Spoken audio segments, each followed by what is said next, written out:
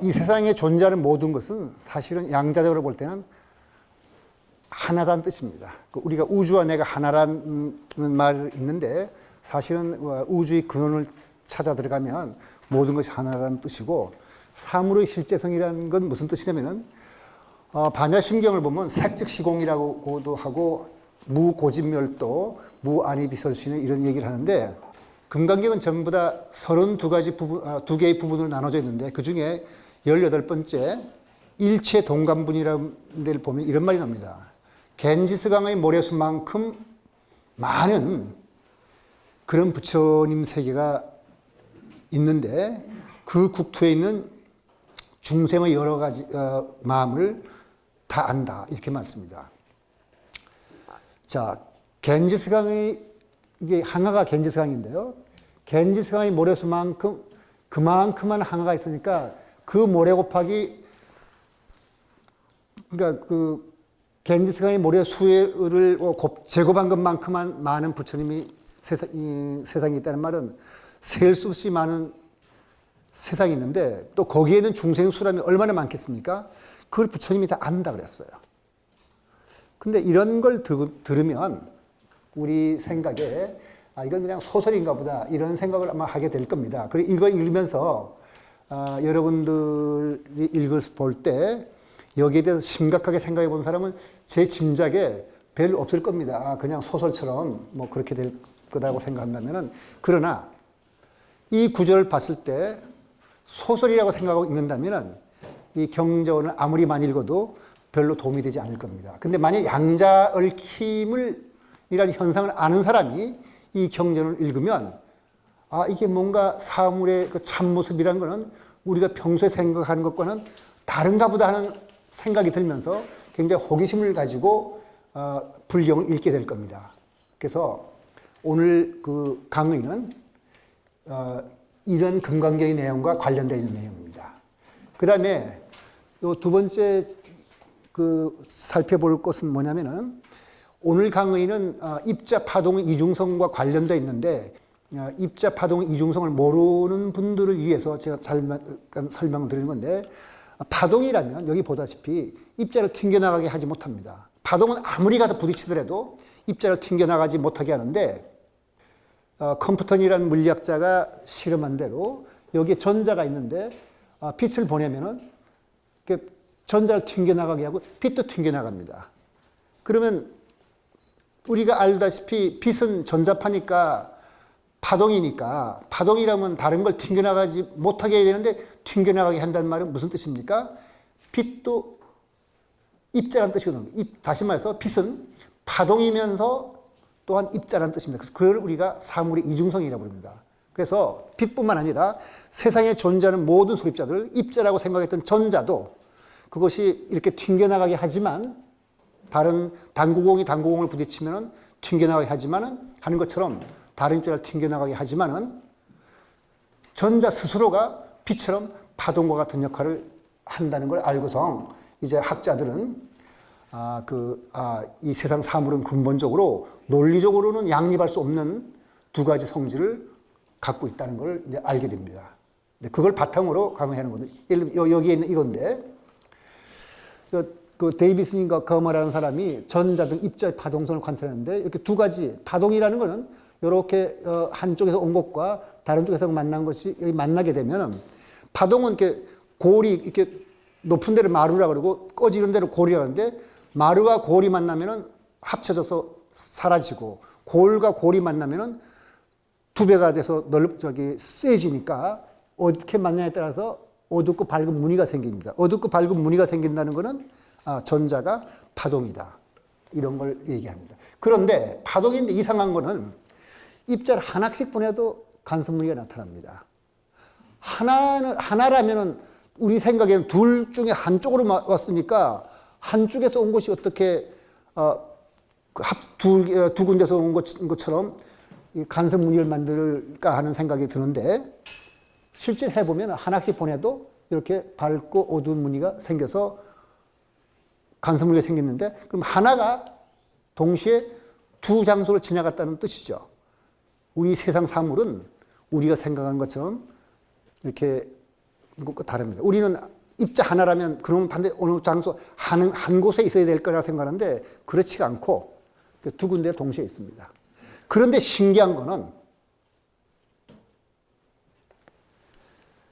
입자가 근데 어느 쪽으로 오는지 불을 켜고 쳐다봅니다. 이쪽으로 오는지 이쪽으로 오는지를. 그러면 반드시 둘 중에 한쪽으로 오게 됩니다. 근데 둘 중에 어느 쪽으로 왔는지를 우리가 관찰하면은 그때는 파동 무늬가 사라져버리고 간섭 무늬가 나타나지 않습니다. 그때 입자처럼 행동합니다. 그러니까 신기한 것은 그 전자라든가 빛의 성질을 조사할 때 어느 쪽으로 오는지 관찰을 하지 않으면 파동처럼 행동하고 어느 쪽으로 오는지 관찰하게 되면 그때는 빛으로 행동하니까 이 자연의 기본 물질들은 우리의 인간들이 보고 있는 사물 인식 방식하고는 전혀 다르게 행동을 합니다. 그래서 여기 지금 썼으니까 이건 그냥 여러분들이 읽어보시고 이제 지나가도록 합시다. 모든 소립자를 하나씩 보낼 때도 간섭 무늬가 나타난다는 말은 밝고 어두운 무늬가 나타난다는 뜻입니다. 그런데 한 개씩 보내도 간섭 무늬가 나타난다는 말은 두 개의 소리를 입자 하나가 동시에 통과했다는 뜻이니까 입자 하나가 동시에 여러 곳에 있다는 증거가 되겠고, 근데 어느 쪽을 스리스를 통과하는지 관찰하면 반드시 하나의 스리스만 통과하고 그때는 입자가 돼요. 파동처럼 하죠. 다시 말해서 그거는 관찰하지 않으면 파동인데 관찰하면 드디어 입자라는 건 딱딱하고 질량 갖고 있고 뭐 우리가 실체를 갖고 있는 존재라고 생각하는데 그런 실체는 관찰에 의해서 입자라는 실체가 나타난다고 우리가 말씀드릴 수 있습니다. 제목 자체가 굉장히 자극적이랄까 도발적이죠. 시간을 소급하는 인과율이란 말은 우리가 인과라면은 과거에 일어났던 일이 나중에 어떤 결과를 일으킨다는 뜻이 될 때 이건 거꾸로 되죠. 시간을 소급하니까 현재 일어난 일이 과거를 결정한다는 뜻이 되겠네요. 왜 그런지 한번 살펴볼까요? 대개 우리 우주는 138억 년 전, 뭐 대충 생각해서 140억 년이라 생각한다면 그때 빛이 나왔습니다. 이렇게 사방에 나왔게 이렇게 나왔는데 어쨌든 이게 은하단이 있으면은 중력이 있으면 빛이 이 중력장에서 구부러집니다. 이렇게. 그러니까 위에서 오는 건 이렇게 구부러질 테고 밑에서 오는 건 구부러지는데 가만두면 이 빛이 지구 근처에 왔을 때 어떻게 되나요? 두 군데서 온 곳을 합쳐지면은 밝고 어두운 무늬가 나타난다고 그랬죠. 그럼 파동이네요. 그럼 140억 년 전에 이 빛이 파동으로 출발했나 보다 생각할 텐데 아까 뭐라 그랬습니까? 어느 쪽으로 오는지 관찰하게 되면 간섭 무늬가 사라지고 이렇게 마치 밀가루로 부은 것처럼 이런 모양이 생긴다. 어느 쪽으로 오는지 관찰하면 그때는 파동의 그 간섭 무늬가 사라지고 입자처럼 됩니다.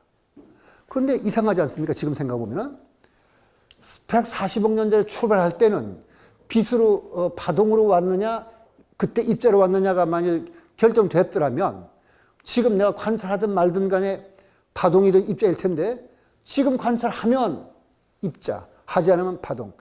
다시 말해서 이때 출발할 때는 애매한 상태였는데 지금 관찰자의 관찰 행동이 과거의 행동을 결정한 셈이 되죠. 그러면 시간을 소급하는 인과주의라는 말을 할 수 있겠습니다. 이거는 우주에 관해서 큰 스케일로 그렸기 때문에 실제 실험을 할 수 없을 것처럼 보이지만 실제로는 우리 물리학자들이 딜레이드 초이스 익스페리먼트를 해가지고 이런 실험을 많이 합니다. 여기에 쓴 대로 140억 년 전에 출발할 때 입자 파동의 상태를 결정하지 않고 출발했다는 건가 하는 우리가 의문을 제시할 수 있네요. 근데 현재의 관찰 행위가 140억 년 전의 일을 영향을 미치는 거지 않습니까, 지금? 그러면 우주는 시공간적으로 분리할 수 없는 하나라는 말을 할 수가 있겠습니다.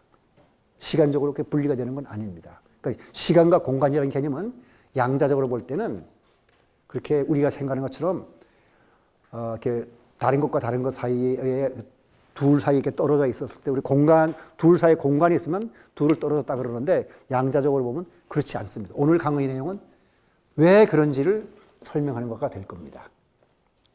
그래서 코펜하겐 해석이라는 게 있는데요. 이거는 뭐냐면은 그 입자 파동 이중성을 여러분들이 잘 익숙하지 않다고 생각하고 오늘 강의를 이해하는 데 돕도록 하기 위해서 잠깐만 설명드리는 건데요. 양자역학이라는 학문은 좀 이상합니다.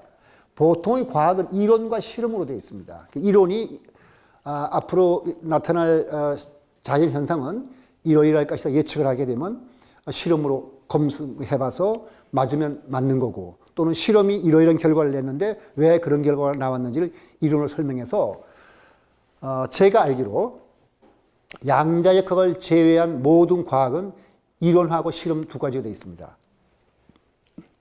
근데 양자역학이라는 학문이 이상해서 이론과 실험만 갖고는 안 되고 해석이라는 게 따라오게 됩니다. 왜냐하면 실험적 결과가 너무 이상해서요. 이론으로 예측한 것이 왜 그런 실험 결과를 줬는지를 반드시 설명하는 방법이, 설명이 필요합니다. 여기 쓴 대로 여기 이제 슈레딩거 방정식이라는 이 기본 방정식이 양자역학 이론을 담당하는데 모든 물리적 대상을 파동으로 기술합니다. 입자의 개념은 이론에 아예 없습니다. 그런데 실제적으로 이중성이라든가 또는 중첩, 양자얽힘 등 측정되는 물리적 대상은 반드시 입자로 나타나게 돼요. 입자 파동 이중성을 나타내는 실험에서 형광판을 때려서 간섭무늬가 나타나는 파동이라는데, 근데 실제로 형광판을 때리는 건 입자입니다. 어쨌든 실험할 때는 항상 입자가 문제가 되니까 왜 이론은 파동으로 기술했는데 우리가 보는 거는 그렇게 입자로 되어 있는지를 설명하는 게 필요합니다. 그래서 해석이 필요한 거죠. 그 해석을 하는 것이 굉장히 많이 있는데, 다른 물리 이론과는 달리 양자역학은 지금 설명드린 이유에 의해서 이론과 실험을 이어주는 설명이 필요합니다. 그래서 보통 확률론적 인과율로 실험 결과를 설명하는데 무슨 뜻이냐면은 슈레딩거 방정식이라는 그 방정식을 풀어보면 파동함수가 나오는데 그 파동함수는 현재 보고 있는 이 물리 상태에서 한 가지를 말해주지 않습니다. 여러 가지 상태가 겹쳐 있다고 말해줍니다. 그걸 중첩이라고 그러거든요. 항상 이 미시세계에서는 여러 가지 상태가 중첩되어 있어요. 그럼 그 중첩된 상태 중에서 어떤 상태를 보느냐 하는 것은 관찰자의 관찰할 때마다 달라집니다. 예를 들어 전기 스위치가 있는데 전기 스위치가 할 수 있는 일은 꺼진 것과 켜지는 것 둘 중에 하나죠. 우리 생각에는 꺼진 상태와 켜진 상태 둘 중에 하나만 있어야 된다고 생각하는데 양자역학의 이론에서 나오는 파동함수는 꺼진 상태도 있고 켜진 상태도 있지만 둘이 겹쳐 있는 상태도 있을 수 있습니다. 그리고 오히려 미시세계에서는 그 상태 둘 중에 하나보다는 그게 섞여 있는 경우가 더 일반적이에요. 그런데 우리가 볼 때는 왜 꺼진 상태나 켜진 상태 둘 중에 하나만 보는가 하는 걸 설명해야 되는데 그건 확률적으로 나타난다고 봅니다. 그래서 여기서 쓴 대로 확률론적 인과율로 실험 결과 설명입니다. 다시 말해서 원래 물리의 대상은 스위치가 켜져 있기도 하고 꺼져 있는데 왜 당신이 볼 때 하필이면 꺼진 상태를 봤느냐? 그 확률은 반이다. 켜진 상태를 볼 확률도 반이다. 만일 상태가 그렇게 두 가지가 아니고 100가지가 된다면 그 100가지마다 다 어떤 확률을 가지고 그 분포가 되어 있느냐에 따라서 사람마다 다 다르게 볼 테죠. 그래서 이 양자역학은 해석이 필요한데, 근데 해석이 한 가지만 있지 않습니다. 여러 가지가 해석이 있고 이 해석에 대해서 끊임없이 논란이 계속되고 있고, 양자역학이 나온 지가 1926년 슈레딩거 방정식이 나온 데부터 계산한다면 지금이 90년이 조금 넘어서 93년이라고 할 수 있는데 93년 동안 이 논란이 지금도 계속되고 있어요. 근데 그런 중에서도 주류 학계에서 정통적으로 해석으로 받아들이는 것을 코펜하겐 해석이라고 부릅니다. 그래서 이 코펜하겐 해석을 뭐라 그러자면 기본 내용은 이겁니다. 객관적 실제를 부정합니다. 우리는 여기에 지금 이 컵이 하나 있는데 이 컵은 사람이 보든 말든 이 컵은 이런 상태에 있기 때문에 여러분 중에 누가 보도 이 컵은 이렇게 생겼다 그러고 또 딴 사람이 보더라도 그렇게 생겼다 해서 일치해 할 때 객관적인 우리가 실제라 그럴 텐데 양자역학은 아까 뭐라 그랬냐면은 여러 가지 상태 중에서 사람마다 어떤 사람은 1이라는 상태를 볼 수가 있고 지금 두 가지 상태에 있다지만 어떤 사람이 보면은 전기 스위치가 꺼졌다고 볼 수가 있고 어떤 사람이 보면 전기 스위치가 켜져 있다고 보니까 다르게 봅니다. 그러면 객관적 실제를 부정하는 것이죠.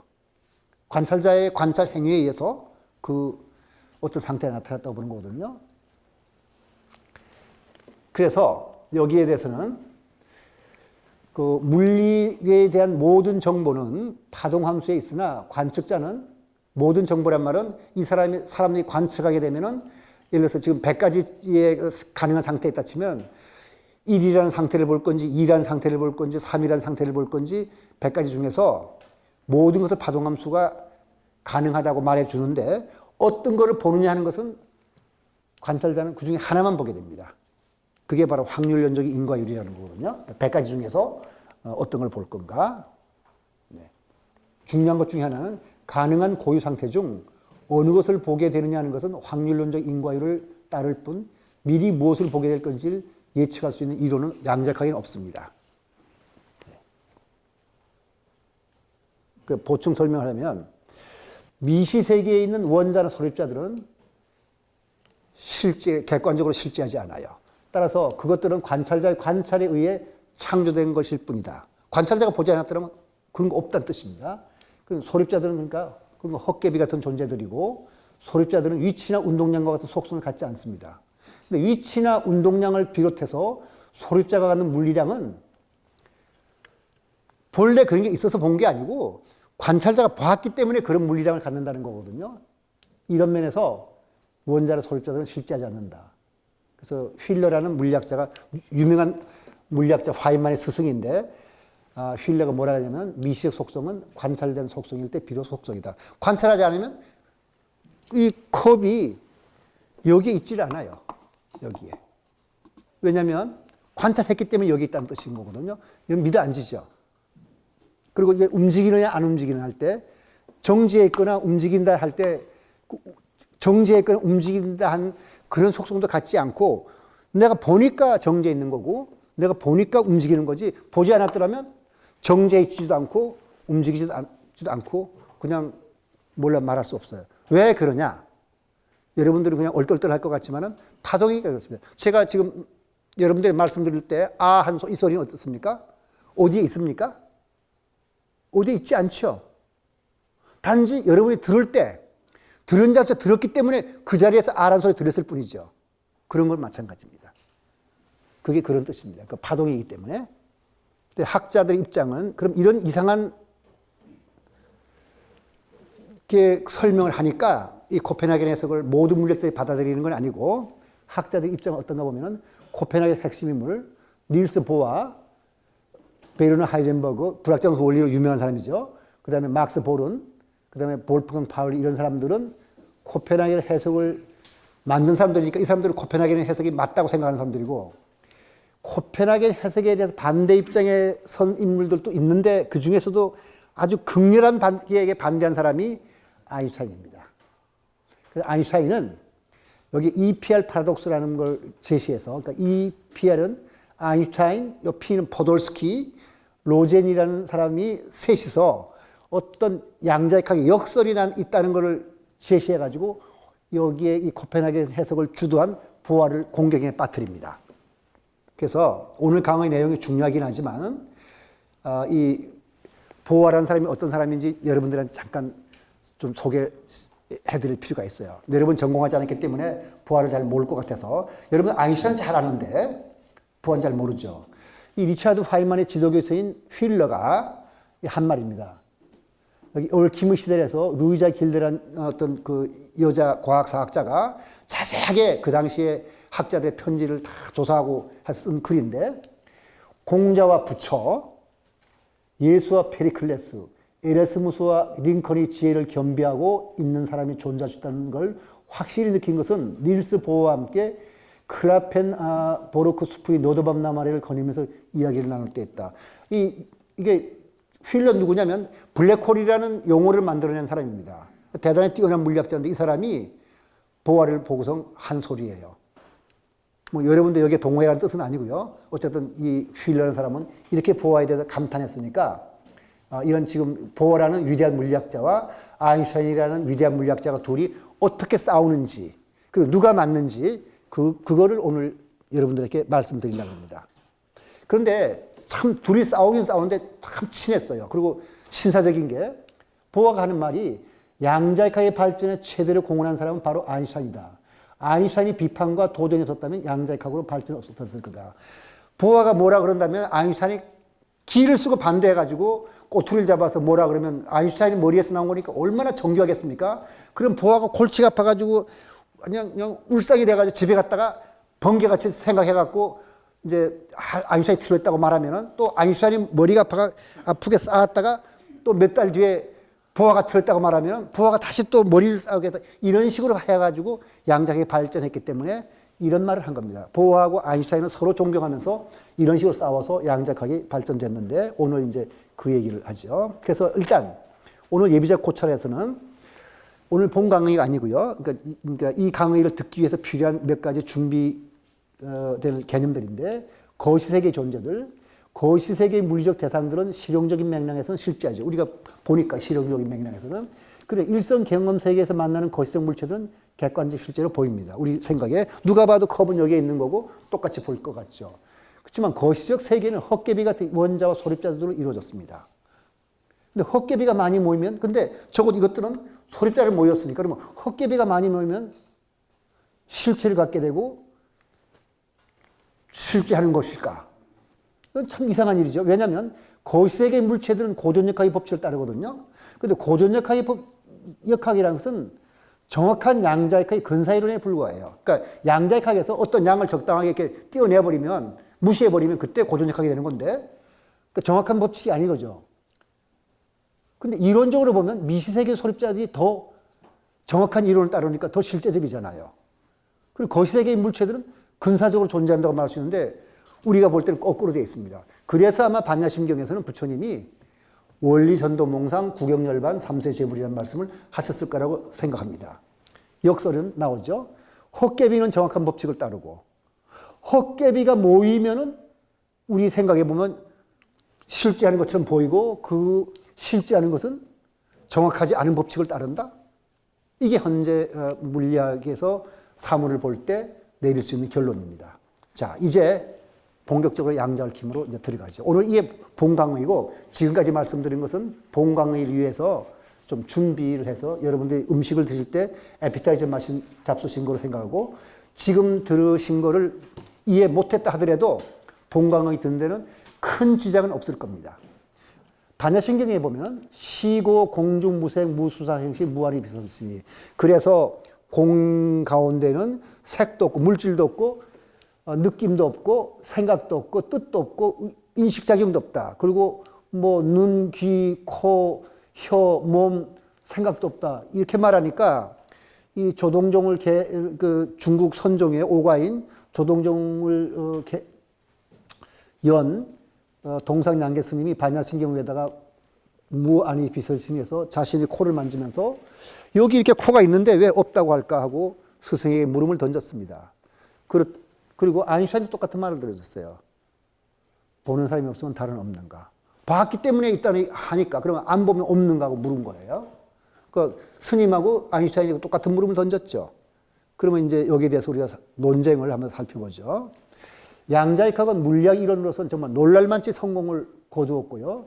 더군다나 상대성 이론과 양자역학을 결합한 상대론적 양자역학은 인간이 만든 이론 중 가장 완벽하게 자연을 설명한다는 그런 평을 듣습니다. 그리고 양자역학의 인식론적 기반에 대해서는 그런데도 그렇게 잘 맞는데도 불구하고 인식론적인 문제에 대해서는 끝없이 누가 이의를 제기하고 그 논란이 끝나질 않았어요. 그건 그러면 코펜하겐 해석이 잘못된 건지 그런 거는 확실치는 않지만 적어도 현재까지 볼 때는 이런 주장을 할 수 있는 사람도 있어요. 일부 주장이고 저도 그렇게 주장한 사람이 일부이긴 하지만은 이것은 양자역학 이론을 자연스럽게 수용할 수 없도록 인간의 사물인식 방식이 잘못이 있기 때문이다. 인간이 머리가 잘못돼서 그런 거지 양자역학은 잘못됐다고 보지 않는다는 그런 뜻입니다. 그럼 어떻게 잘못됐는지 오늘 그걸 한번 판단해 볼 텐데 문제의 초점은 이겁니다. 아까 원자가 독립적인 실체라면 다른 것과 관계없이 그것 스스로 독자적으로 존재하는 거라면 하나의 위치와 정해진 운동량을 갖고 있어야 될 겁니다. 그런데 원자가 어딘가 위치하지 않거나 얼마나 빠르게 움직이는지 말할 수 없다면 양자가 그렇게 말하거든요. 그러면 그걸 실체가 있는 존재라고 말할 수 있는가? 근데 양자에서는 뭐라 그러냐면은 우리가 봤기 때문에 거기에 있는 거고 우리가 측정했기 때문에 그렇게 움직이는 것이지 그렇게 보지 않았더라면 그런 위치에 있지도 않고 그런 속도도 안 가진다고 하니까 입자가 어디에서 얼마나 빠르게 움직이는 하는 것은 물음 자체가 성립하지 않는다고 그랬어요. 볼 때만 비로소 그게 의미를 갖는다고 이렇게 말했거든요. 여기에 대해서 당연하게 이제 우리가 몇 가지 요약을 해서 그 보아하고 아인슈타인의 입장을 한번 살펴볼게요. 보아는 입자가 X라는 위치에서 발견되었다면 입자는 원래 X 부근에 있었다는 것은 아인슈타인이 그렇게 주장하는데 여러분도 그렇게 생각하죠? 제가 여기서 이 컵을 여기서 발견했다 치면 본래 컵이 여기 있었으니까 당신이 컵을 발견한 거라고 여러분들이 그렇게 얘기하지 않겠습니까? 근데 보아가 말하기를 그렇게 생각하는 것은 고전적인 관점이다 얘기했습니다. 양자의 극적으로 본다면 그러니까 전자가 하나의 경로를 따라 움직인다고 생각하기 때문에 나온 발생. 아까 뭐 예비적 고찰에서 뭐라 했죠? 전자는 하나를 쏘더라도 구멍 두 개를 지나간다 그랬죠. 그 두 개를 지나가는데 어디에 있다는 말을 어떻게 하느냐 이 말입니다. 그래서 관측되지 않은 전자는 위치한 속성을 갖고 있지 않는다. 왜냐하면 구멍을 두 개 뚫어놓으니까 한 개를 보냈는데도 구멍 두 개를 지나가고 구멍 세 개를 뚫어놓으면 세 개를 지나가니까 위치한 속성이 없다는 뜻입니다. 그 보아의 말입니다. 그러니까 아인슈타인은 뭐라 그러냐면은 왜 그렇게 되느냐? 사실은 제가 이 입자를 볼 때, 여기 컵이 있는 걸 볼 때, 이건 뭐냐면 저기에서 날아온 빛이 여기를 때려서 제 눈에 들어왔기 때문에 컵이 있다는 걸 보는 거거든요. 근데 아까 말씀드린 대로 빛이 이 전자를 때리면 전자가 튕겨나가죠. 항상 관측할 때마다 여기에 있는 위치를 볼 때마다 이놈이 위치가 이렇게 튕겨나가기 때문에 딴 데 가 있을 겁니다. 그러니까 정확한 위치에 있지 않죠. 그래서 그걸 불확정성 원리라고 그러는데 아인슈타인도 불확정성 원리를 인정해요. 내가 이걸 볼 때 빛이 탕 때리는 순간 빛이 때려서 이렇게 튕겨나가고 내가 여기서 위치를 봤다면 튕겨나갔으니까 정확한 위치에 있지 않고 조금 애매할 거 있지 않습니까? 따라서 인정해요. 그렇지만 양자역학의 확률론적 해석을 불안정한 것으로 봅니다. 다시 말해서 여러 가지 상태 중에서 어떤 거 우연히 하나만 보게 되고 나머지에 대해서는 모르겠다 그러는 거. 다시 말해서 스위치가 꺼졌느냐 켜졌느냐 볼 때 내가 보면 꺼진 걸 봤고 저 사람이 보면 켜진 걸 봤습니다. 그럼 내가 볼 때 왜 꺼진 걸 보는지를 예측을 못하는 거거든요. 우연히 그렇게 봤다는 거거든요. 그거에 대해서 굉장히 아인슈타인이 불만이 돼가지고 하나님은 주사위 놀지 않는다 이런 말이었어요. 입자를 어디에서 관측했다면 이론이 그 양자역학이 잘못돼서 예측 못했을 뿐이지 입자는 관측된 부분이 어딘가에 있었다. 여러분 생각에는 아인슈타인이 여러분 마음에 아마 들 거라고 저 생각합니다. 근데 파울리라는 이제 그 보아와 같이 그 코펜하겐 해석을 만든 사람이 뭐라 하냐면 존재 여부조차 분명치 않은 대상을 놓고 논쟁을 벌이는 것은 바늘끝 위에 천사가 얼마나 많이 앉아있느냐를 따진 것 같다. 왜냐하면 아까 처음에 예비적 고찰을 봤듯이 입자를 하나를 보내더라도 슬릿 두 개를 동시에 지나간다 했잖아요. 그러니까 그건 위치라는 속성을 갖고 있지 않는 거거든요. 어느 쪽에 있는지 잘 모르는 거예요. 그렇게 해서 존재 여부조차 불명치 않은 대상을 놓고 논쟁을 벌이는 것은 바늘끝 위에 천사가 얼마나 많이 앉아있다는 거예요. 실제로 옛날 그 신학자들은 바늘 하나 위에 천사가 얼마나 앉았는지를 논쟁한 일이 있었습니다. 근데 그 얘기를 한 거거든요. 자, 그래서 아인슈타인이 머리에서 나왔으니까 대단한 이제 문제가 나올 텐데 개를 교란시키지 않고 개라는 말은 우리가 생각하고 있는 물리적 시스템이에요. 여기를 손대지 않겠어요. 손대면 아까 같이 내가 보려고 여기 빛을 쪼이면은 빛이 이 입자를 때려 보내니까 교란시킨 거잖아요. 그러니까 교란시키지 않고 절대 손대지 않고 자기가 물리량을 정확하게 여기에 대해서 양자역학을 못한다고 그랬는데 이게 물리량이 얼마다고 말할 수 있다면 그거는 반드시 실제의 한 요소가 있어서 이 물리량이 대응하는 것이다. 무슨 뜻이냐면 이렇게 말하는 거예요. 우리가 여기에 컵을 보고 제가 컵의 크기, 부피, 색깔을 알아냈어요. 이거 손대지 않고. 그냥 여기만 보고도 내가 무슨 하여튼 신통력을 발휘할건 뭘 건 간에 여기 이렇게 건드리지 않고 크기와 무게도 알고 색깔도 알아냈거든요. 그러면 그 색깔이 어디서 나왔냐? 컵이라는 실제 하는 어떤 것이 있으니까 그런 속성을 얻은 거 아니냐? 다시 말해서 물리학자들이 어떤 물리량을 알아냈다면 그 물리량은 그냥 나온 것이 아니고 그런 물리량을 준 뭐가 있기 때문에 나온 것이 아니냐 하는 것이 아인슈타인 생각인데 여러분이 마음에 드나요? 아인슈타인 생각이? 들죠. 네. 근데 보아는 그렇지 않다 그럽니다. 이런 거는 봤기 때문에 나온 거고 이런 거 없다고 하는 게 이제 보아거든요. 그러면 누가 맞는지가 이제 나올 텐데 아인슈타인이 여기에 대해서 아주 이제 정교한 이론을 제시하는데요. 그 전에 먼저 지금 두 사람의 싸우는 내용을 좀 더 검토해 보면 우리가 돌을 볼 때 크기는 주먹만 하고 색깔은 검으며 무게는 500g쯤 된다면 우리가 본 것은 무엇일까 하는 걸 한번 생각해 봅시다. 보아는 하는가 무슨 말이냐면 우리가 말할 수 있는 것은 당신이 본 것이 크기와 색깔과 무게를 말했으니까 말했는데 다른 관찰자가 측정했더라면 아까 말씀드리기로 물리량은 다른 값을 얻을 수 있었다 그랬죠. 그죠? 그러니까 딴 물리량을 얻을 수 있었어요. 그러니까 우리가 보았기 때문에 크기, 색깔, 무게라는 물리량이 나타나는 것이지 보지 않는다면 그런 거 있다고 말할 수 없다. 그랬더니 아인슈타인은 우리가 대상을 교란시키지 않고 그러니까 건드리지 않고 크기, 색깔, 무게를 알아낼 수 있다면 우리가 보건 보지 않건 간에 크기, 색깔, 무게라는 물리량은 존재하는 것이다. 그러면 그런 게 왜 존재하느냐면 그런 물리량이 실제한다는 것은 돌이라는 물리의 실제가 있기 때문이다.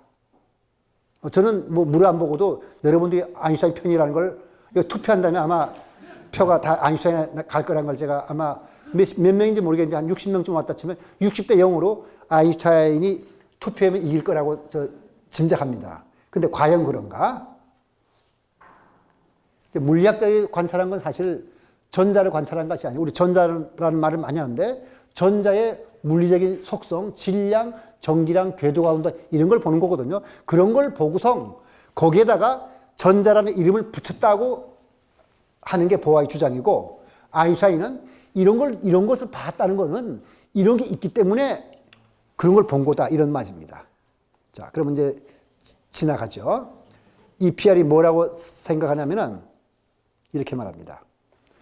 아인슈타인, 포돌스키, 로제는 입자 두 개가 있을 때 이 중 하나의 입자에 관한 위치의 운동량을 측정하여 다른 입자의 위치의 운동량을 동시에 정밀하게 측정하는 방법을 권했습니다. 다시 말해서 여기 한 입자가 있었는데 이게 둘이 쪼개졌어요.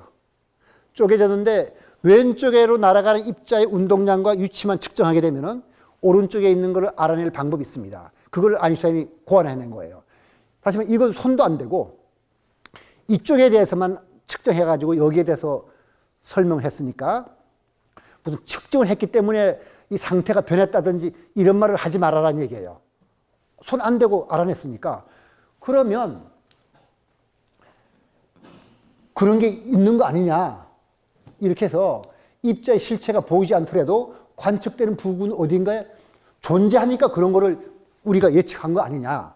따라서 보아라든가 양자컬 만든 사람이 모르는 어떤 요인이 있었다 이거예요. 숨은 요인이 있어서 그렇게 된 거지. 당신네들이 이 숨은 요인을 몰라서 예측을 못하고 봐야만 있다고 그런 거지 당신의 잘못이다. 이런 말을 한 겁니다. 그걸 숨은 변수 이론이라고 그러는데요. 이제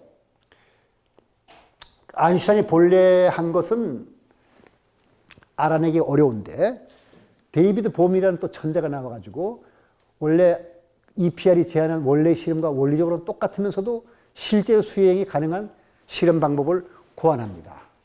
자, 이제 여러분들도 요 예비적 고찰이 없었더라도 이해할 수 있었는데 예비적 고찰이 있었기 때문에 아주 금방 이해할 수 있을 거라고 믿고 제가 설명드릴게요. 자, 먼저 물리량의 합이 0이에요. 이 지금 어떤 덩어리가 있는데 이거는 물리량이 없어요. 다 측정해보면 0인데 요 놈의 둘이 나눠집니다. 이렇게 둘이. 그래서 스핀이라는 물리량만 생각을 하게 되면 물리량의 합이 0인 입자가 두 개의 입자를 분리되어 반대 방향으로 진행을 지금 하거든요. 그러면 왼쪽으로 전자가 갔다 그러고 오른쪽으로 양전자가 갔다 그러면은 양전자를 소위 전자의 반입자라 그래가지고 모든 물리량이 반대값을 갖게 됩니다. 우주에는 소립자는 그렇게 되어 있거든요. 근데 만약 측정된 왼 전자의 스핀 값에 따라서 오른쪽 양전자의 스핀 값은 결정이 돼요. 왜냐하면 이 전자나 양전자의 스핀은 반드시 2분의 1 또는 마이너스 2분의 1이에요. 그러니까 전자가 2분의 1이라면 양전자는 합친 것이 0이니까 마이너스 2분의 1 돼야 되겠죠. 전자가 마이너스 2분의 1이라면 양전자는 플러스 2분의 1일 겁니다. 그러니까 여기는 손 안 대고 전자만 보고서 전자의 스핀만 보고서 양전자의 값을 알아낼 수 있는 거가 되죠. 그런데 스핀이 0이니까 전자가 2분의 1이었더라면 양전자는 마이너스 2분의 1. 전자가 2분의 1이었더라면 마이너스 2분의 1이었더라면 2분의 1 이렇게 결정되게 되는 것은 이건 아주 쉬운 실험입니다. 그런데 보아가 지적한 건 뭐냐 이런 거죠. 손도 안 대고 여기에 전자를 알아내면 전자가 이렇게 2분, 이거 위로 된 걸 2분의 1이라고 그러고 밑으로 된 건 마이너스 2분의 1 되는데 여기 2분의 1이라면 이건 마이너스 1이고 여기 그림도 똑같이 그렸죠. 여기 2분의 1이라면 전자는 반드시 양전자는 마이너스 2분의 1 전자가 마이너스 2분의 1이라면 양전자는 플러스 2분의 1 왜냐하면 전자하고 양전자 합친 것은 반드시 이렇게 0이 되게 되어 있으니까 이건 너무 쉽잖아요. 여러분들이 아다시피 여기에 이제 아인슈타인이 하는 말이 있습니다. EPR 파라독스라는 건 뭐냐면은 아까 말씀드리기로 그 처음에 예비적 코첼에서 2분의 1의 상태와 마이너스 2분의 1의 상태를 측정을 하기 전이라면 두 개가 중첩되어 있다고 그랬죠. 전자는 2분의 1과 마이너스 2분의 1 둘 다를 갖고 있어요. 사람이 볼 때 어떤 사람은 보면 2분의 1 볼 수 있고 어떤 사람은 마이너스 2분의 1 보는 거거든요. 근데 전자와 양전자가 분리돼서 그 거리가 수백 광년 떨어져 있다고 칩시다. 이렇게. 그러면 측정하기 전에는 전자의 스핀 성분이 2분의 1인지 마이너스 1인지 몰라요. 그 2분의 1 확률이 50%, 마이너스 2분의 1 확률이 50%거든요. 그죠? 그 전자의 스핀을 측정한 값이 2분의 1이면 저 수백 광년 떨어져 있는 양전자의 스핀이 얼마라고요? 손도 안 대고 당장 마이너스 2분인 거 알죠? 그건 모순이죠. 아인슈타인이 말하는 거. 왜 모순이냐면 이놈은 2분의 1일 수도 있고 마이너스 2분의 1일 수도 있고 이놈도 이걸 먼저 측정할 수도 있잖아요. 2분의 1일 수도 마이너스 2분의 1일 수도 있죠. 만약 결정되어 있지 않았다면 결정된 것이 아니라면 내가 측정하게 되면 이놈이 마이너스 2분의 1, 2분의 1 대수인데 전자를 2분의 1이라고 측정했더니 이건 손도 안 댔는데 마이너스 2분의 1이라는 말은 뭐예요? 어떻게 그게 가능해요? 여기서 2분의 1이라는 측정했던 정보가 가야 될 거 아니에요. 전자가 양전자가 입장에서 보면은 전자와 나랑 스핀을 합치면 0이 되게 되어 있는데 지금 누군가가 저기 측정해서 전자의 스핀이 2분의 1 했으니까 나는 빨리 마이너스 2분의 1 돼야지 하고 2분의 1 값을 마이너스 2분의 1까지 줘야 될 거 아니에요. 근데 원래는 전자를 측정하지 않았더라면 딴 사람이 측정했더라면 2분의 1 측정할 수 있었던 거죠. 왜냐하면 둘 다 2분의 1 마이너스 1, 요거는 마이너스 2분의 1 둘 다 가능했던 거거든요. 전자를 측정하지 않았더라면 이 사람은 2분의 1 측정할 수 있었을 거예요. 근데 어떻게 전자 2분의 1 측정을 하자 말자 정보가 가지도 않았는데 왜냐하면 상대성 이론에 의하면 모든 정보는 빛의 속도보다 더 빠를 수가 없어요. 그럼 수백 광년 떨어졌단 말은 여기 2분의 1이라는 값을 측정했다는 정보가 가는데 수백 광년 걸리는 거죠. 근데 여기서 뭐예요? 수백 광년 걸리지 않고 바로 2분의 1 결정됐잖아요. 그 말은 양자역학이 잘못이다는 거죠. 왜냐하면 본래 이놈은 마이너스 2분의 1이라는 값을 갖고 있었으니까 손 안 대고도 금방 2분의 1 된 거지 여기서 2분의 1 측정했기 때문에 마이너스 2분의 1 된 것이 아니다. 이게 아인슈타인의 생각입니다. 왜냐하면 손 안 대고 예측했잖아요. 그러면 마이너스 2분의 1이라는 양전자의 그 스핀 값이라는 것은 이미 측정 안 하더라도 그런 것이 있는 거고 근데 그런 값은 왜 나왔느냐? 양전자라는 물리적 실제가 거기 있기 때문에 그런 값이 나온 것이다. 이 말이 그 아인슈타인 말이거든요. 왜냐하면 상대성 이론에 의하면 정보의 전달 속도는 빛보다 빠를 수 없기 때문에 그런 말을 할 수 있는 거예요. 자, 그러니까 이제 뭐 스핀 성분 지금 Z만 그랬는데 다른 성분 이걸 Z 방향으로 이쪽으로 측정하게 되면 스핀 2분의 1 마이너스 2분의 1 이쪽으로 측정하더라도 2분의 1 마이너스 2분의 1 되는데 어느 쪽으로 하더라도 똑같은 논리를 적용시킬 수 있으니까 모든 물리량에 해당하는 값은 측정하지 않더라도 그런 게 있는 거예요. 그런 게 있다는 말은 그런 물리량을 주는 물리적 실제가 있다. 이게 아인슈타인 주장이거든요. 자, 이 말이 나왔을 때 여기 지금 제가 말씀드린 걸 정리한 건데 정보의 전달 속도는 빛보다 빠를 수 없다. 측정 전에 스핀 값은 결정되어 있어야 한다. 이 스핀 값은 왜 나왔느냐? 그런 값을 주는 물리적 실제가 있기 때문에 그런 것이다. 하지만 측정 전에도 입자는 실제한다. 그러니까 측정 없이 물리량을 결정할 수 있으므로 양자역학은 불완전한 것이다. 세상에 패러독스라는 건 있을 수 없다. 이게 아인슈타인의 말이거든요. 아인슈타인의 이렇게 주장하는 논문이 나오자 루이자 길드가 쓴 책을 읽어보면 보아가 밥을 먹다가 먹다가 떨어뜨렸대요. 너무 놀래가지고. 왜? 너무 맞는 말 같거든요. 그래서 보아가 다른 일 다 팽개치고 이 논문을 검토한 일에 매달렸는데 몇 달 뒤에 보아는 아인슈타인하고 논문 제목이 똑같은 제목의 논문을 다른 학술지에 실렸습니다. 근데 반박했어요. 어떻게 반박했냐면은 보아는 아인슈타인 주장이 두 개의 파편이 완전히 분리되었다고 보고 그 둘을 독립존재로 본 것 때문에 그런 주장한 거잖아요. 그런데 바로 아인슈타인이 바로 그걸 잘못했다는 거예요, 보아는. 보아의 설명에 의하면 이 둘이 떨어져 있다고 한 거는 누가 측정도 안 해보고 네 맘대로 떨어졌다고 그러냐. 아인슈타인 하는 말이에요. 내가 말하기를 항상 측정해보고 떨어졌다고 말해야 될 거 아니냐. 너 측정도 안 해보고 왜 떨어졌다고 그래. 측정 전에는 두 개의 파편이 분리됐다고 말할 수 없어요. 보아 말이. 관측 결과 몇백 년 광년에 떨어져 있다는 것이 판명될지라도 그건 관측한 다음의 얘기지. 관측하기 전에는 둘을 하나다. 단일체다. 그뿐만 아니라 우주의 양쪽 끝에 있다 하더라도 그거는 측정한 다음의 얘기지. 지금은 단일체다. 그래서 보아하는 말이 분리되었다고 생각하고 개를 기술하면 이미 벌써 개 교란을 준 거기 때문에 시스템이 바뀐다는 거예요. 이건 둘이 하나니까 본래가 스핀값이 0이라면 2분의 1 하자마자 마이너스 2분이 될 거 아니에요. 이게 보아의 말로서 이 둘은 하나다. 분리할 수는 하나다. 이렇게 주장했는데 그럼 누가 맞는지 안 맞는지를 측정하는 건 굉장히 어려울 건데 세상에는 천재가 많은 것 같아요. 그 측정하는 방법을 보아가 옳은지 아인슈타인이 옳은지를 알아내는 방법을 찾아낸 사람이 있습니다. 그게 바로 베일이에요. 세상에는 천재가 많은 것 같아요. 그 측정하는 방법을 보아가 옳은지 아인슈타인이 옳은지를 알아내는 방법을 찾아낸 사람이 있습니다. 그게 바로 베일이에요. 베일의 정리라는 것은 여기 그냥 글자로 썼어요. 여기 혹시 여기 강의에 참석 안 하는 사람들도 이해할 수 있도록 제가 다 썼는데 보아와 아인슈타인 중 누가 옳은지를 결정하는 것은 쉬운 일이 아니지만 1964년 근데 아인슈타인은 1955년 죽었고 보아는 1962년 죽었기 때문에 누가 옳은지 둘은 서로 자기가 옳다고 생각하고 죽었어요.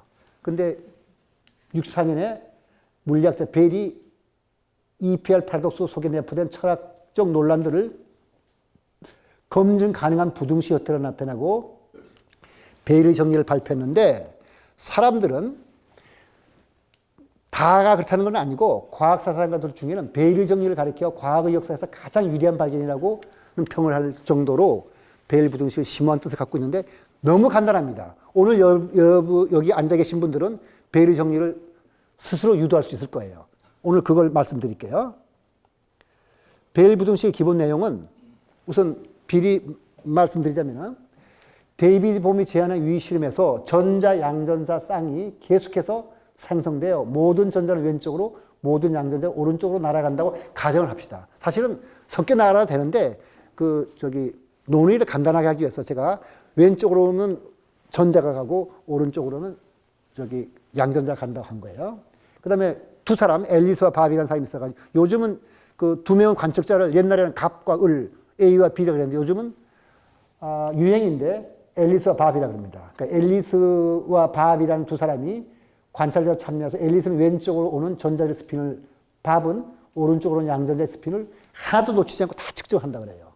그래서 앨리스와 밥이 가진 스핀 측정기의 축이 지금 Z축을 뜬다면 이렇게 나란하다면은, 왜냐면 두 개 합친 것은 0이 돼야 되니까 여기가 2분의 1이면 여기 마이너스 2분의 1이고 여기가 마이너스 2분의 2분이 될 때니까 두 개 다 측정하게 되면 측정할 때마다 값이 0일 거잖아요. 그죠? 그건 뭐 당연하죠. 그런데 근데 이렇게 좀 비틀어지게 되면 이놈은 이쪽으로 측정해서 2분의 1 마이너스 1을 넣을 때 요건 이쪽으로 측정해서 2분의 1 마이너스 1을 넣을 테니까 두 개가 값이 좀 불일치할 때가 생길 거예요.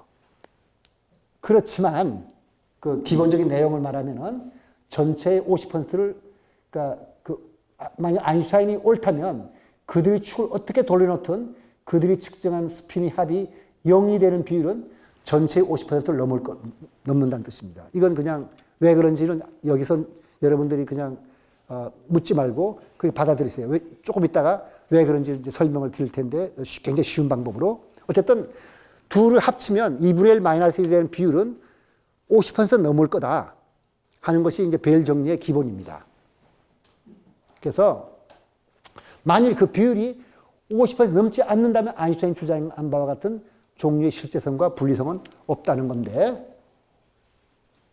이게 밥하고 앨리스가 축을 놓고서 이렇게 측정하거든요. 스핀 측정기를. 여기서 2분의 1이면 요건 마이너스 2분의 1. 축이 나란하다면 항상 할 때마다 0일 테니까 일치하는 비율은 100%죠. 그죠? 왜냐면 할 때마다 딱 2분의 1 마이너스 1 되니까. 근데 비틀어 놓으면은 조금 달라질 때가 있거든요. 근데 아무리 비틀어졌다 하더라도 0이 되는 확률은 50% 넘는다 하는 건데, 그거 이제 유도는 제가 좀 이따가 말씀드리고, 그것이 내포한 중요한 의미 말씀드릴게요. 베일의 정리를 뭐라고 하는 거냐면은, 인간의 사물 인식 방식에 잘못이 없다면, 인간의 사물 인식 방식이라면 아인슈타인의 생각이에요. 베일의 부등식을 유비하는 사례는 관찰되지 않아야 한다. 이것을 베일의 정리라는데, 베일 부등식을 유비하는 사례가 한 가지라도 발견된다면 인간의 사물 인식 방식에 어떤 잘못이 있다고 하는데, 그럼 뭘 그 인간의 사물 인식 방식이라 하냐면은, 아인슈타인이 생각한 것처럼 물리량에는 물리적 실제가 대항하고 이 실제에는 측정과 관계없이 존재한다고 생각하는 것을 말합니다. 다시 말해 여러분들이 생각하는 것이 인간의 사물 인식 방식이죠. 그러니까 실제로 측정해 보지 않고서 한 개의 입자가 두 개로 분리됐다고 가정하는 것도 여기에 포함이 되죠. 아인슈타인은 그렇게 생각한 거죠. 둘이 측정해 보지 않고도 분리되었다고 생각했으니까. 그러면 이제 베일 부등식 한번 이제 우리가 유도할 텐데, 달리 말해서 베일의 부등식을 유비하는 경우를 한 가지를 발견한다면 그것은 우리가 사는 실제 세계는 기본적으로 실제성이 없거나, 그러니까 그런 게 존재하지 않거나, 또는 떨어져 있지 않거나, 분리성이 없거나, 아니면 둘 다 없다는 걸 뜻해요. 코펜하겐 해석이 맞다면 분리되어서도 측정하기 전까지 분리된 것이 아니고, 측정하기 전까지는 그런 게 존재하지도 않는다는 것이 코펜하겐 해석이죠. 자, 그러면 한번 이것부터 여러분 한번 봅시다. 이번 조금 봅시다. 베일 부등식의 기본 이제 내용을 아까 설명드리고 이제 그걸 유도한다 그랬는데, 그때 베일 부등식이 의미하는 바가 뭔지를 설명한다면 베일 부등식이 이런 뜻이에요. 남한에 있는 남자의 수는 남북한의 남자에 있는 전체에 있는 수보다 클까요, 작을까요? 남한에 있는 남자의 수는 크지는 않겠죠. 그게 우리의 사물인식 방식 아니에요? 그 실체를 가진 존재라면. 근데 헛개비라면 클 수도 있죠. 남한에 있는 남자의 헛개비라면, 남한에 있는 남자의 수를 셀 때는 헛개비가 둘로 분리돼서 100만 개가 됐다가 남북한 합칠 때는 헛개비들이 합쳐져 가지고 뭐 3개가 1개가 된다면 50만 밖에 안 될 거 아니에요. 그러니까 헛개비가 아니고 정말 그런 것이 존재하는 거라면은 절대로 남한의 남자의 수는 남북한 전체의 수보다 클 수는 없을 거예요. 한번 근데 우리 생각이 맞는지 안 맞는지 간단하게 그림을 한번 확인해 봅시다. 이 그림에는 사람이 몇 개 있는지 몇인지 한번 세볼까요? 하나, 둘, 셋, 넷, 다섯, 여섯, 일곱, 여덟, 아홉, 열, 열하나, 열두, 열세 동의하나요? 근데 조금만 기다려 봅시다. 자, 이제 뭐 하나 빠진 거 없는데 하나, 둘, 셋, 넷, 다섯, 여섯, 일곱, 여덟, 아홉, 열, 열한, 열두. 한 사람 어디 갔어요?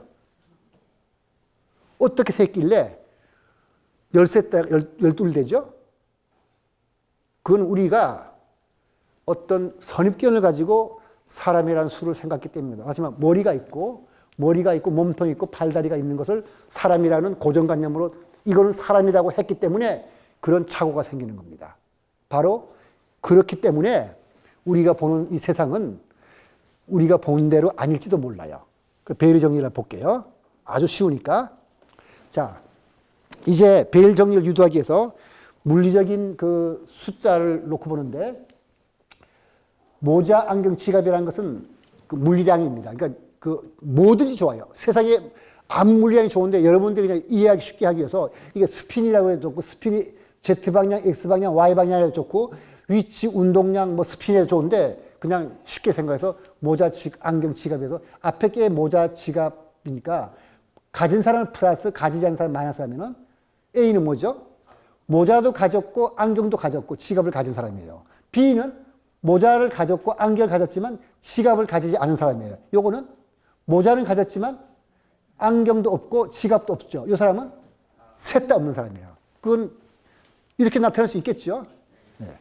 그러면 이제 여기 쓴 대로 면적 ABC는 요거는 뭐냐면 모자와 안경과 지갑을 가진 사람의 숫자. 요거는 모자도 가졌고 안경도 가졌지만 지갑을 가지지 않은 사람의 숫자. 요거는 모자는 가졌지만 안경과 지갑을 가지지 않은 사람의 숫자. 요거는 셋 다 안 가진 사람의 숫자. 이렇게 이제 약속을 했어요. 그러면 어떤 말을 할 수 있나요? A 더하기 B는 뭐죠? 이렇게 두 개 더하면. 안경도 가졌고 모자도 가졌지만 지갑은 마음대로니까 요 두 개를 합치면 모자와 안경을 가진 사람의 숫자죠. 그 다음에 B와 C는 뭐죠? C와 D는. 이게 지금 안경과 지갑을 가지지 않았어요. 두 사람. 근데 공통은. 근데 모자는 뭐 가졌건 말했건 상관없죠. 그러면 C와 D는 안경과 지갑을 가지지 않은 사람의 수라고 말할 수 있죠. 그건 동의할죠. 그러니까 B와 C는 모자를 쓰고, 요거는 B와 C는 모자는 갖고 있죠. 그렇지만은 지갑을 가지지 않았어요. 근데 안경은 가졌거나 말았거나 상관하지 않죠. 그러면 이 B와 C는 뭐야? 모자를 쓰고 지갑을 갖지 않은 사람의 수라는 말을 동의하죠. 그러면 이건 당연하죠. A 더하기 B 더하기 C 더하기 D는, 그죠? A 더하기 B 더하기 C는, 그러니까 A, B, C, D는 네 개 다 합친 것은 가운데 두 개 합친 것보다 적어도 작지는 않겠죠. 그러니까 크거나 같죠. 그러면 모자와 안경을 착용한 사람의 수, 안경과 지갑을 갖지 않은 사람의 수를 합친 것은 모자를 쓰고 지갑을 갖지 않은 사람의 수보다는 커야 될 거예요. 근데 아까 말씀드린 대로 뭐랬었나요?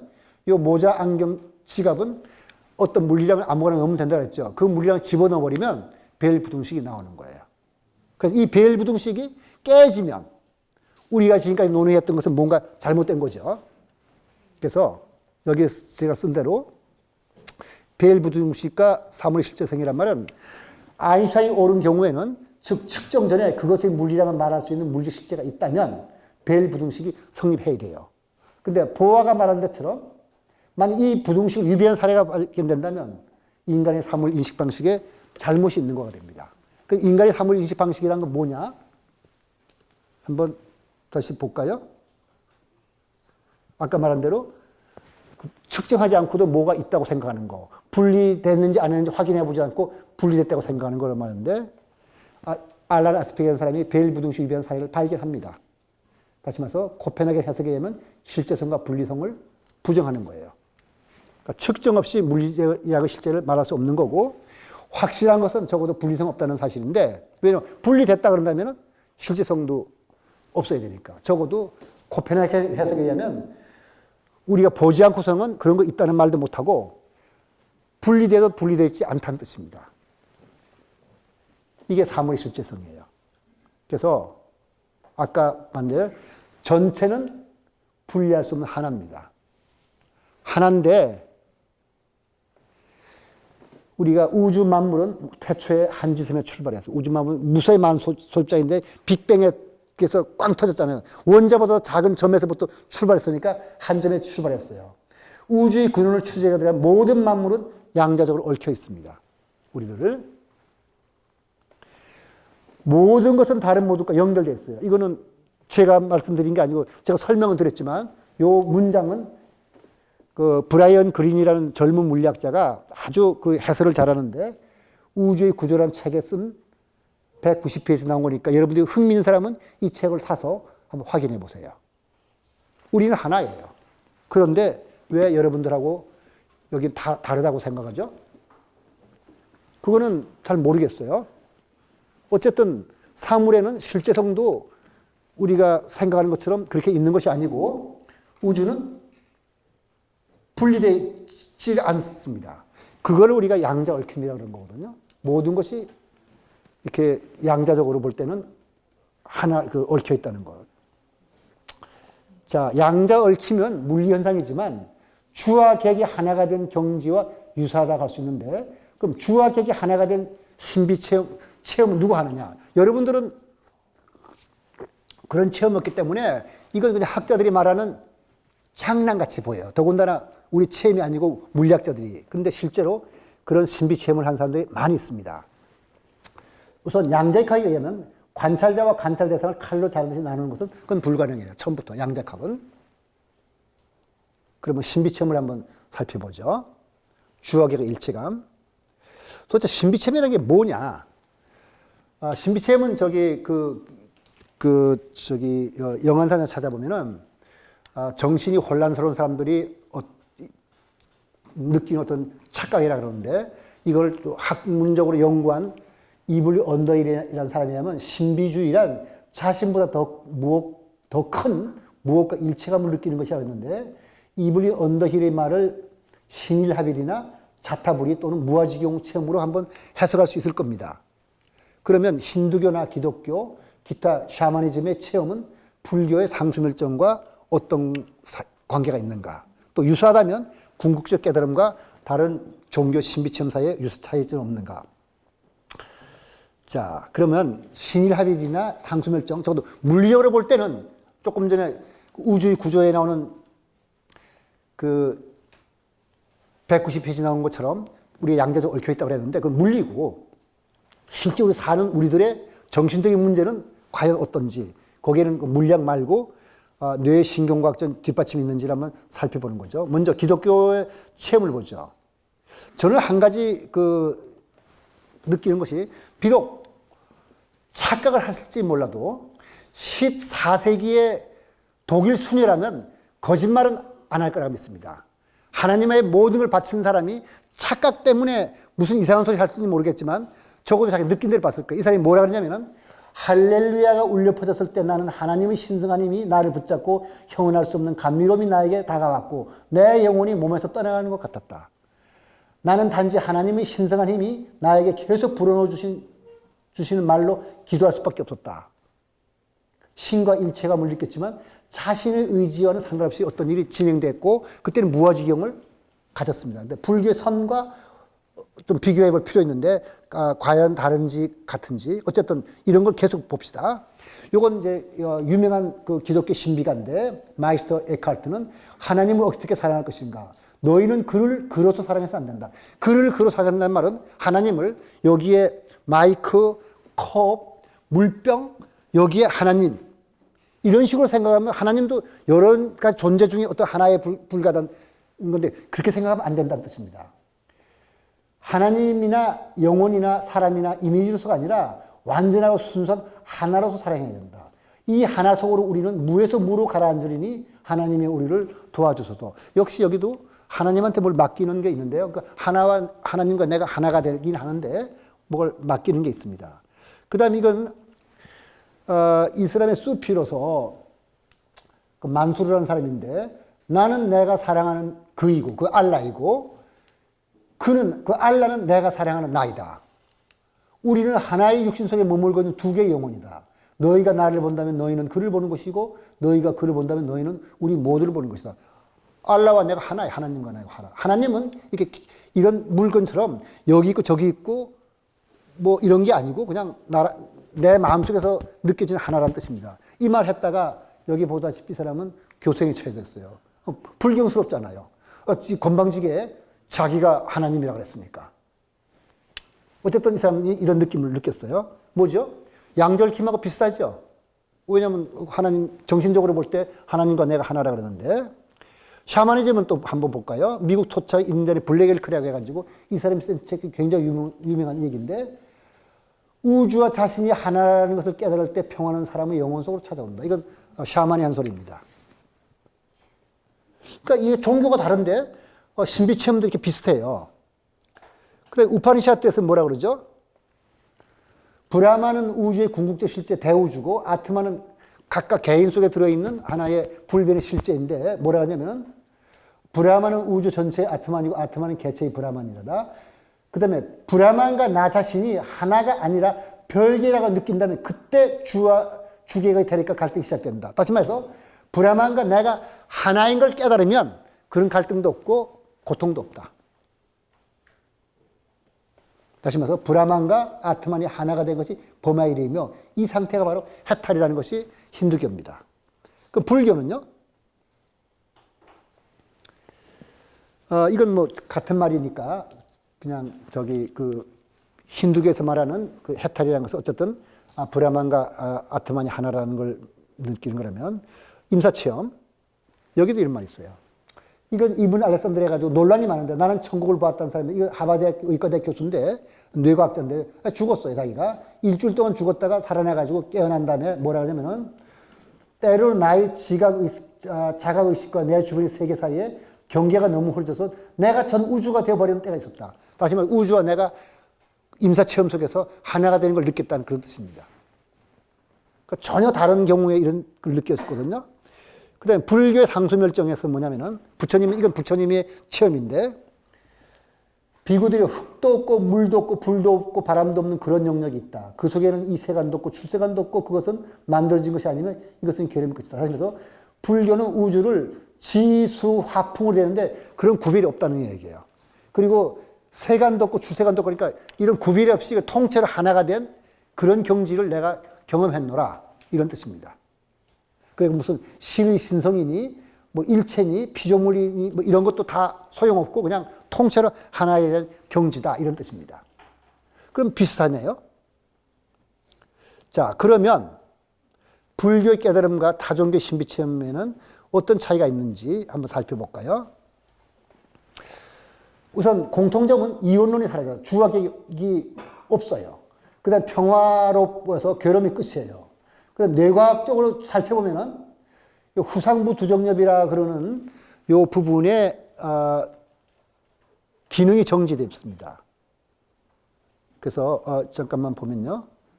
그 후상부 두정엽이라 그러는 요 부분에 기능이 정지되면은 자신이 그 후상부 두정엽의 왼쪽이 뭐냐면 자신이 공간적 감각을 말해서 나와 너를 구분하는 뇌 부분이 정지됐다는 뜻이거든요. 그러니까 그런 체험은 가능해요. 실제로 과학적으로 볼 때. 요 부분인데 요 부분의 기능이 정지되면은 실제로 나와 너의 구별이 없어지는 걸 체험을 할 수 있다고 합니다. 근데 차이점이 있어요. 뭐냐면 다른 종교에서는 자유의지에서 내가 거의 간 것이 아니라 큰 존재의 의도에 따라서 간 거예요. 근데 불교에서는 자신의 의지대로 움직인다는 거예요. 재현할 수가 있고 그런 상황을 똑같이 반복할 수 있는데 그건 부처님 말씀을 들어볼까요? 뭐라 그러냐면은 나는 내가 원하는 대로 첫 번째 선정이 든다. 나는 내가 원하는 대로 두 번째 선정이 들고 나는 내가 원하는 대로 세 번째 선정이 들고 나는 내가 원하는 대로 상수멸에도 상수멸이란 말은 모든 느낌과 생각이 이런 것 다 없어져서 우주와 내가 하나가 된 경지. 그리고 나는 내가 원하는 대로 여러 가지 초월적 능력을 경험한다. 가사빠도 그러니까 우리가 말하는 마하가섭도 그가 원하는 대로 그렇게 한다. 내 제자인 몽갈라 하나도 내 제자인 사리푸타도 그렇게 한다. 다시 말해서 자유의지에서 내 선택에서 그럴 수 있다는 뜻입니다. 안 하려면 안 하고. 그런 차이가 있어요. 불교하고 다른 종교 체험을 놓고 볼 때 어느 우열을 말하는 것이 아니라 어쨌든 그 설법한 내용을 보면 이런 내용이 있습니다. 여기 이제 사리푸타가 그렇게 마음대로 한다는 그런 뜻이고요. 그런 자유로운 마음으로 지냈다. 아까 그 마가렛 에브너는 자기는 어쩔 수 없는 힘에 끌려서 그 하나님한테 이끌려서 갔지만은 여기서는 그게 아니고 부처님은 부처님대로 사리푸트는 사리푸트대로 자기 마음대로 그렇게 왔다 갔다 했다는 이런 구절이 여기 나옵니다. 그럼 주유, 계획, 일체감의 신비체험과 인격의 변화를 보면요. 우리가 주와 계획의 구분 없이 전체가 하나라는 것은 영기이치를 말하는 것이며 사물의 실상이 공과 중도라는 것을 뜻하는 겁니다. 바로 지금 봤지만 지금 사물의 실상이 공이었잖아요. 그래서 이러한 체험을 한 사람은 인격에서 변화가 오기 마련인데 어떤 변화가 오는지 한번 40년 이상 선수행하는 사람들과 10일 정도 선수하는 사람들 중에서 스님 말고 우리 이제 보통 사람들 중에서 이런 사람들의 체험을 한번 비교해 보겠습니다. 왜냐하면 우리가 볼 때 스님이나 수행자는 좀 우리하고 다른 사람처럼 느끼니까 그게 아니고 우리들 중에서도 이런 체험은 어떻게 나타나는지 한번 볼까요? 그래서 전문적인 수행자들을 이 사람은 제임스 오스틴은 하버드대학교 그 의과대학 교수로서 뇌과학자이고 이 클라다사도 존 H라는 클라다사는 본명이고 존 H가 본명인데 이 사람들은 40년 이상 선수행을 꾸준히 한 사람들이고 모두 우주와 자신이 하나가 된 체험을 한 사람인데 뭐라 그랬는지 한번 들어보죠. 우선 제임스 오스틴은 선과 뇌의 학리라는 책을 써가지고 우리나라 번역이 되는데 이게 여러분들이 확인해 보라고 해서 제가 35, 50일 다 그냥 써놨어요. 뭐야? 그냥 쭉 읽어보죠. 선을 하면 마음이 평온해지고 정신이 맑아진다. 이런 점은 해를 거듭할수록 늘어난다. 왜냐하면 수행은 단순함, 안정됨, 올바른 행동, 자비로 나가기 때문이다. 이런 건 뭐 별거 아니죠. 그랬다 하더라도 문제는 여기 한번 볼까요? 강한 집중이 지속적으로 형성되면서 신체적 자아의 감각이 사라지고 합일되는 느낌이 생긴다. 뭐가? 내 바깥의 것과 또 다른 경우에는 모든 욕구에서 해방되어 나게 된다. 황홀한 진공으로 가득 차서 신체적 자아는 사라져버리고 거대한 공간은 환희와 축복으로 가득 차게 된다. 거기에는 사고도 외적 시각도 소리도 존재하지 않는다. 부처님 말씀하신 것처럼 지수화풍 다 없다는 뜻인데 그뿐만 아니라 인격 변화도 와요. 어떤 변화가 오냐면 체험의 역설이 넘쳐난다. 한없이 무한한 가능성과 함께 공존하고 색과 공이 동시에 조화를 이루고 있으며 어떤 언어로도 표현할 수 없는데 무아의 경지에서 매 순간 과거, 현재, 미래 없고 현재만 이 사람한테 있어요. 그리고 이 경지에서는 이전에 선과 악이라고 이름 붙인 그런 상태에서 자유로워가지고 굉장히 너그러워져서 누구나 다 용서해줘요. 그러니까 선과 악을 판단하여 공명정대하고 스스로 윤리적이었다고 여겨진 그러한 상태에서도 벗어나서 정말 초탈해버린 거예요. 선악을 분별해서 나서 이런 심오한 깊이에서 일어나는 변화의 대상의 영역은 기질, 태도, 자기인식, 사고, 행동 등 총체적인 범위이다. 뿐만 아니라 신경계에도 일련의 근본적인 변화가 일어나서 내가 딴 사람이 돼버렸어요. 이런 체험을 제임스 오스틴이 스스로 하고 이 뇌과학자니까 자기 체험을 금방 책으로 쓴 겁니다. 그럼 클라다사는 이런 말 해요. 이 사람도 번역이 되어 있는데 비추는 마음, 비추인 마음, 마음과 물질을 둘 다 단지 겉모습에 불과한 것이다. 한 물건만 있으면서 밖에서 볼 때 이 물건은 물질로 나타나고 안에서 볼 때 이 똑같은 물건은 마음으로 나타난다. 다시 말해서 하나인데 무엇이 하나인데 그거를 단지 우리가 내 마음 바깥에서 보고서 물질에 이름을 붙였고 내 마음 안으로 보면서 마음이라 붙였을 뿐이지 물질과 마음은 다른 게 아니다. 명상의 완전한 보상은 당신이 생각하는 것보다 더 가까이 있다. 정기적으로 자선을 하면 집중도가 향상되고 혈압이 강화되고 수면 개선 효과가 있다고 알려져 있다. 그것은 만성 통증, 트라우마 이후의 스트레스, 불안, 우울증 그리고 강박신경증을 치유하는 도움이 된다. 다시 말해서 의학적인 효과가 있다는데 그것만으로 끝난다면 뭐 별거 아닐 겁니다. 근데 뭐냐면 수행자는 자신의 인격, 행동 그리고 관계에 대한 소중한 통찰력을 개발하여 삶을 어렵게 만드는 과거의 조건에 대한 비생산적인 관점을 인지하여 바꾸는 것이 용이하게 된다. 다시 말해 과거의 습성이라든가 선입견에서 벗어나게 된다. 그들에게는 다른 사람에 대한 탁월한 자각과 감수성이 있는데 이는 일터에서나 인간관계에서 엄청나게 도움이 되는 것이다. 그리고 우리는 마음을 열고 우리가 서로 연결되어 있음을 직관적으로 바라볼 수 있으며 우리의 자아에 의해 만들어진 분리감의 환상을 떨쳐버릴 수 있다. 아까 이 강의 제목은 물리적으로 양자 얽힘에서 분리된 것이 사실은 하나라 그랬는데 이 사람은 정신적으로 그 분리감의 환상에서 벗어나서 우리가 자타불이라는 것이다. 그러니까 완전히 깨어있는 삶을 살 때 결핍에 대해서 탐욕을 부리지 않아요. 모자라더라도 배고프더라도 도둑질하고 싶은 마음이 없고 공격과 누가 나한테 악의를 가지고 나를 공격을 원수를 하더라도 내가 악의를 가지지 않고 아마 한 걸음 더 나가면 사랑하게 될 겁니다. 예수가 원수를 사랑하라 그랬는데 그런 게 그 선의 체험에서 있다는 겁니다. 행복과 불행은 순전히 선택적이다. 내가 명상에서 깨어나가지고 그냥 엉망으로 살게 되면 그때는 불행해지겠지만 내가 명상 속에서 그 체득한 그 마음을 그대로 유지가 되면 내가 원수도 사랑하게 된다. 인격적인 변화가 온다는 거거든요. 왜 오느냐? 그 사람과 나는 둘이 아니고 하나이기 때문에 이런 체험을 했다는 뜻입니다. 그러면 이 강의 제목은 양자 얽힘으로서 물리적인 세계에서 분리라는 것은 자체가 어떤 하나의 착각이었다고 한다면 이 사람들은 정신적인 체험에 의해서 그런 걸 느꼈다고 해서 양자 얽힘과 사물의 실제성은 비록 물리적이긴 하지만 물리이기긴 하지만 정신적으로도 뒷받침되는 거다. 요거는 아까 지금 말씀드린 건 전문인들이고요. 딱 10일간 명상한 사람을 제가 인터뷰해서 마련한 자료입니다. P는 그냥 우리 주위에 있는 어떤 사람인데 나이는 한 60쯤 사람이에요. 이 사람은 현대 지식의 특징은 이성적 판단으로 납득할 수 없는 건 받아들이지 않는 거거든요. 그 현대 지식인도 윤회를 믿지 않고 불교에서 말하는 신통을 믿지 않아요. 이것들이 과학적으로 아직 검증되지 않았다고 생각하기 때문이거든요. 근데 검증되지 않았다는 것과 과학적으로 불가능한 건 다른 얘기거든요. 근데 이 사람은 지금 말한 대로 과학적이 아닌 걸 믿지 않는 사람인데 우리가 체험하지 않으면 어떤 편견을 가질 수 있냐면 이렇게 말할 수 있어요. 과거에는 과학적으로 검증되지 않았다 하더라도 지금은 과학적으로 인정되는 것이 있어요. 명상은 효과가 좋은 예인데 어떤 서양 철학자는 다음과 같은 말을 했습니다.